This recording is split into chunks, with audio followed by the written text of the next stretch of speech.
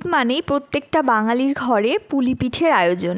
আজকে বাড়িতে বানিয়েছিলাম পাটিসাপটা। আপনাদের সাথে ডিটেলসে শেয়ার করব কি করে পাটিসাপটা বানালে একটা পাটিসাপটাও প্যানে লেগে যাবে না, আর ভেতরের পুরটা কিভাবে বানালে সব থেকে সুস্বাদু হবে। সমস্ত কিছুই ডিটেলসে শেয়ার করব, তো চলুন শুরু করা যাক।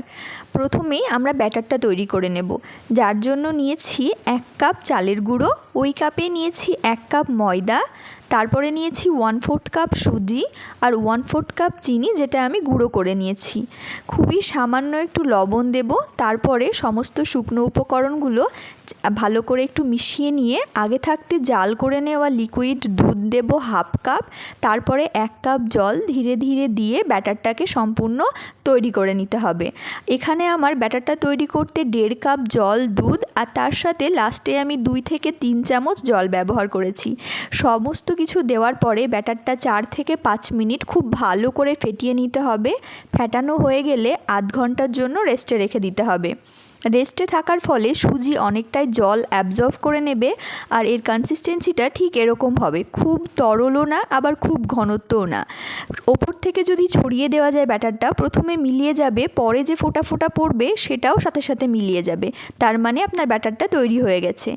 এবার একটা প্যানের মধ্যে পুর তৈরি করার জন্য আগে থাকতে জাল করে নেওয়া ঘন দুধ দিয়েছি 1 কাপ, দিয়েছি খোয়া ক্ষীর 2 থেকে 3 চামচ গ্রেট করা খেজুরের গুড় দিয়েছি, তার সাথে দিয়েছি গ্রেট করা নারকেল, 2 চামচ মিল্ক পাউডার আর দিয়েছি 1 চামচ মতো সুজি। তারপরে সব কিছু রান্না করে নিতে হবে ঠিক ততক্ষণ ধরে যতক্ষণ না এর কনসিস্টেন্সিটা ঠিক এরকম অবস্থায় আসে। এটা এই অবস্থাতেই নামিয়ে রাখবো, কেননা ঠান্ডা হলে পুরটা আরেকটু শক্ত হয়ে যাবে। এবার একটা ট্রিক্স শেয়ার করি, যার ফলে পাটিসাপটা প্যানে একটাও লাগবে না। প্রথমে কি করতে হবে, গ্যাসের ফ্লেমটাকে হাই করে নিতে হবে, তারপর তাওয়াটাকে ভালো করে গরম করে নিতে হবে।